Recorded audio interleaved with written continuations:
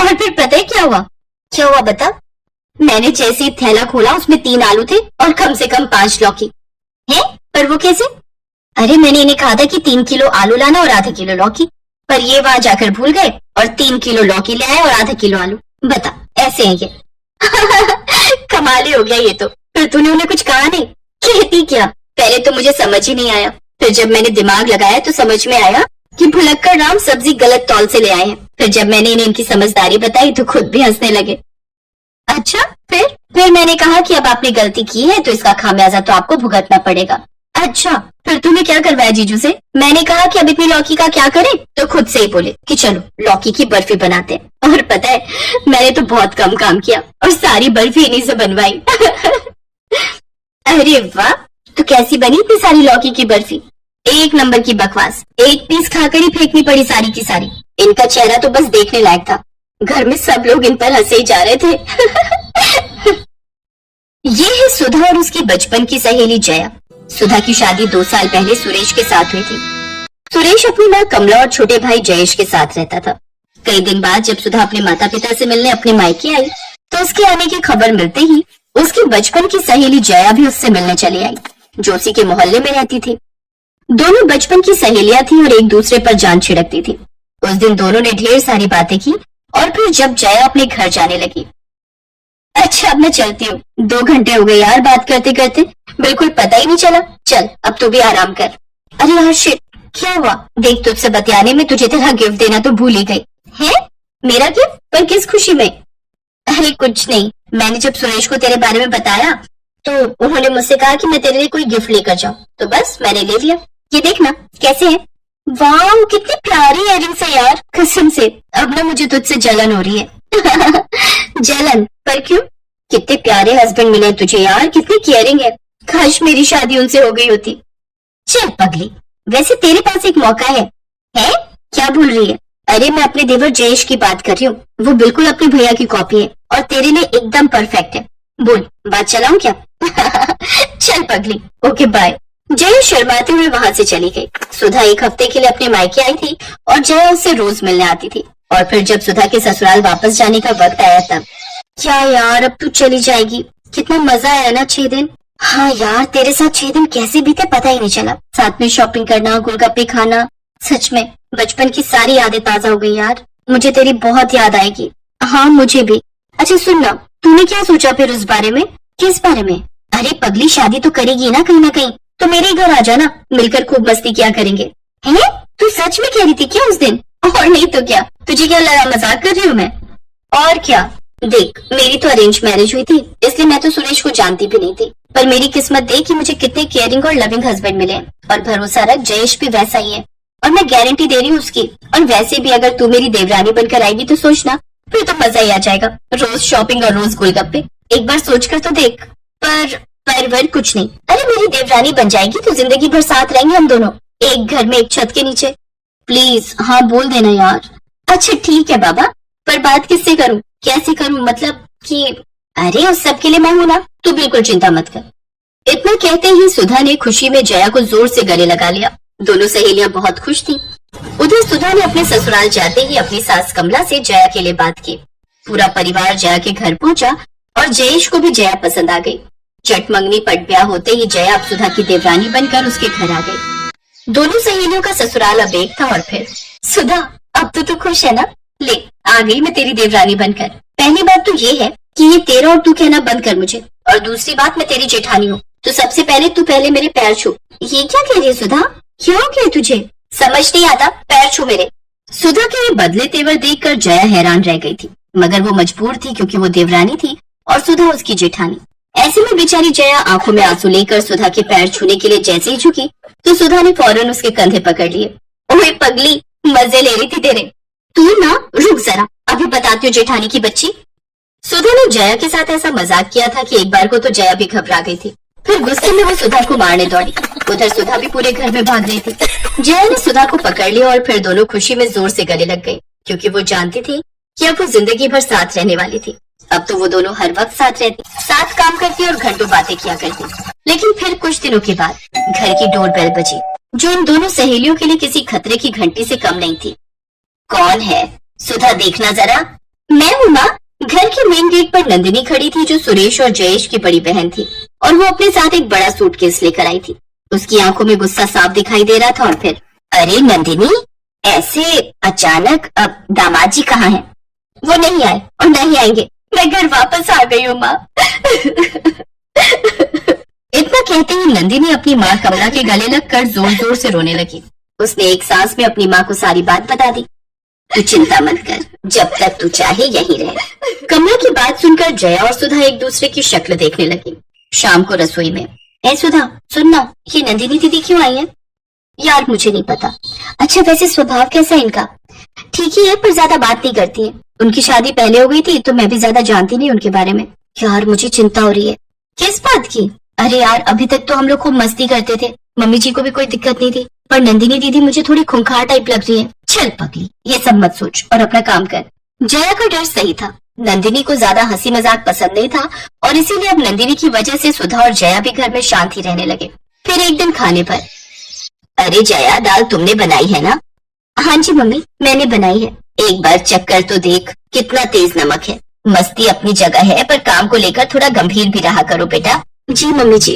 कमला गुस्से में खाने की मेज से उठकर चली गई। उसके बाद नंदिनी भी खाना छोड़कर चली गई, और ये देखकर जया और सुधा घबरा गए। अरे यार सुधा, तू देख नहीं सकती थी क्या? मैंने कहा था कि दाल में नमक डाल दे। ये थोड़ी ही कहा था कि उसमें नमक भरी दे। फालतू में डांट पड़वा दी मम्मी जी से। तेरी कसम यार, मैंने ठीक ही डाला था, पर पता नहीं कैसे नमक इतना तेज हो गया। तू रहने दे यार, बस एक काम दिया था तुझे। इतना कहकर जया गुस्से में वहां से चली गई।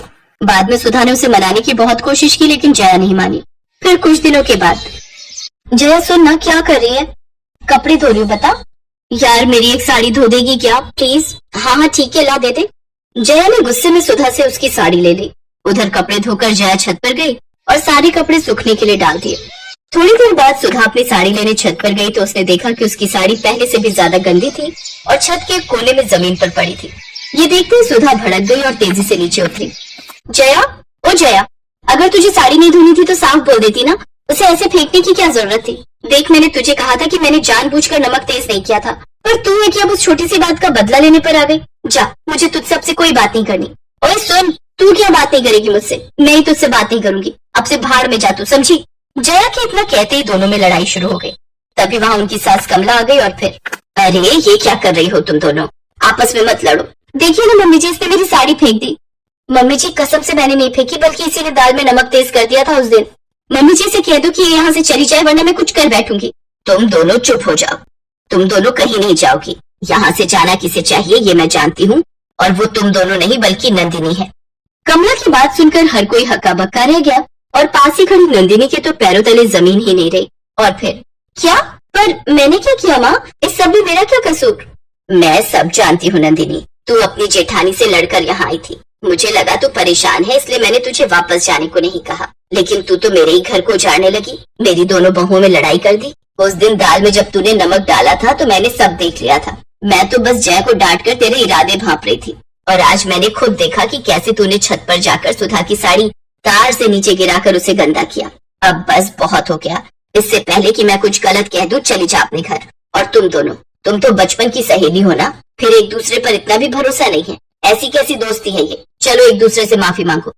सच्चाई जानकर सुधा और जया एक दूसरे के गले लगकर रोने लगी। दूसरी तरफ अपनी पोल खुलने के बाद नंदिनी चुपचाप सूटकेस लेकर बाहर निकल गई।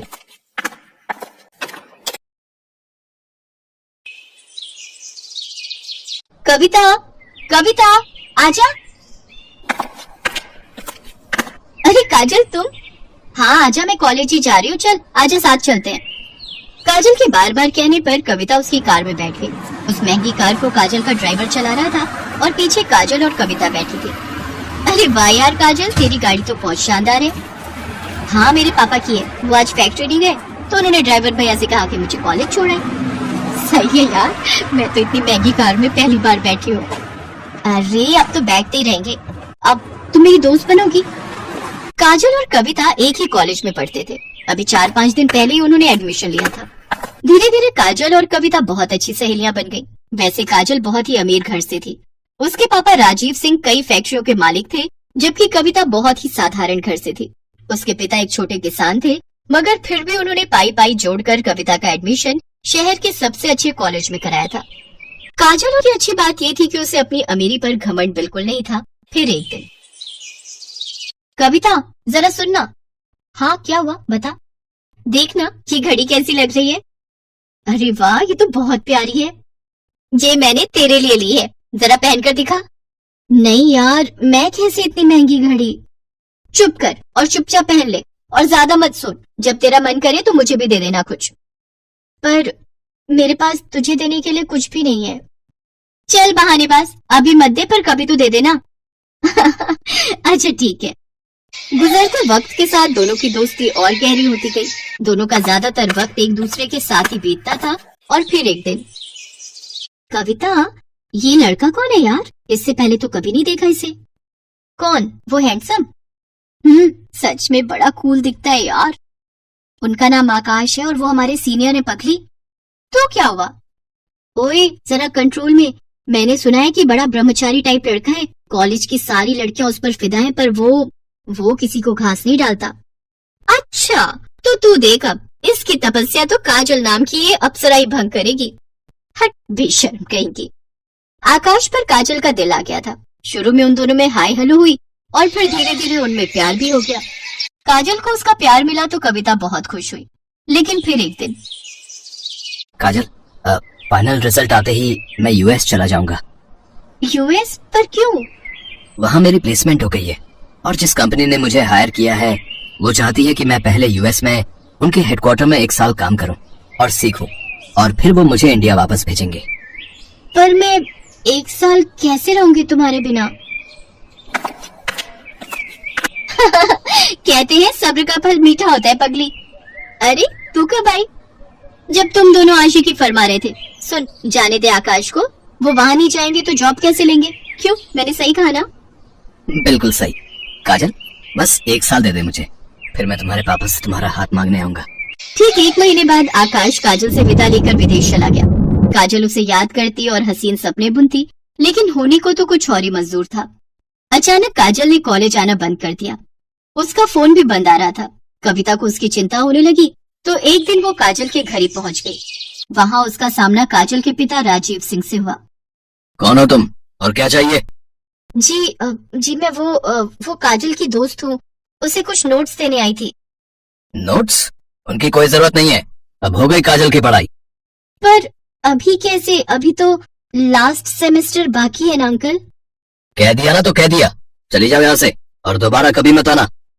कविता को कुछ समझ नहीं आ रहा था। वो उदास होकर वहाँ से जाने लगी, लेकिन घर के बाहर निकलते ही उसकी तरफ एक कागज की बॉल गिरी। कविता ने उस कागज को खोलकर देखा तो लिखावट काजल की थी। मुझे बचा ली कविता, प्लीज। कविता को समझ आ गया था कि कुछ तो गड़बड़ जरूर है, लेकिन उस वक्त वो चुपचाप वहाँ से चली गई। फिर अगले दिन एक औरत घूंघट ओढ़े और हाथ में झाड़ू लिए काजल के घर में दाखिल हुई। किसी ने उसे अंदर आने से नहीं रोका। असल में घूंघट के अंदर कविता थी, जो काजल के घर में काम करने वाली बाई बनकर आई थी। घर में आते ही उसने काजल को ढूंढना शुरू कर दिया और जैसे तैसे वो काजल के कमरे तक पहुंची गई। लेकिन कमरे का नजारा देखकर कविता हैरान रह गई। काजल का मुंह और हाथ पैर बंधे हुए थे। काजल, ये सब क्या है? किसने किया ये? कविता तू आ गई, भगवान का शुक्र है। कविता, मेरे पापा ने मेरा सौदा कर दिया है। तू तो जानती है ना कि मैं और आकाश एक दूसरे से कितना प्यार करते हैं, पर मेरे पापा अपने बिजनेस पार्टनर से मेरी शादी कराना चाहते हैं।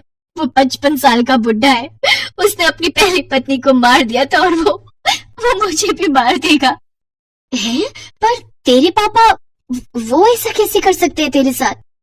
उन्होंने उस बुढ़े से बहुत बड़ा लोन लिया था जिसे वो चुका नहीं पाए, और पैसों के बदले अब वो मुझे सौंपने वाले उस बुढ़े को। इतना कहकर काजल फूट फूट कर रोने लगी, लेकिन कविता तैयार थी अपनी सहेली को इस मुसीबत से निकालने के लिए। उसने तुरंत दिमाग दौड़ाया और अपनी साड़ी उतारकर काजल को पहना दी और खुद काजल के कपड़े पहनकर उसकी जगह बैठ गई। फिर कविता की जगह काजल आराम से घर से बाहर निकल गई। फिर कुछ देर के बाद, कौन है? अरे कमिश्नर साहब, आप यहाँ? क्या हुआ? क्या बात है? मुझे आपके घर की तलाशी लेनी है। पर तलाशी क्यों? क्योंकि मुझे खबर मिली है कि आपने यहाँ किसी लड़की को कैद करके रखा है। इतना कहकर पुलिस कमिश्नर के साथ आए पुलिस वालों ने घर की तलाशी शुरू कर दी और कुछ ही मिनटों में कविता उनके साथ खड़ी थी। उसके चेहरे पर चोट के कई निशान थे। असल में राजीव को जैसे ही कविता और काजल के प्लान का पता चला तो उसने कविता को ही अपने गुस्से का शिकार बनाया और उसके साथ मारपीट की। लेकिन अब वो अपना किया भुगतने वाला था। पुलिस ने फौरन राजीव को गिरफ्तार कर लिया। उधर आकाश को जैसे इन सब की खबर मिली तो वो भागा भागा यूएस से इंडिया आ गया और फिर कविता ने एक मंदिर में आकाश और काजल की शादी कराई। थैंक यू कविता, अगर तुम ना होती तो। अरे ऐसी कैसे नहीं होती मैं? मेरी सहेली को जब भी मेरी जरूरत होगी मैं हमेशा उसके साथ खड़ी रहूंगी। इतना कहकर कविता ने काजल को गले से लगा लिया और काजल बस यही सोच रही थी कि जो तोहफा कविता ने उसे दिया है क्या वो कभी उसकी बराबरी कर पाएगी।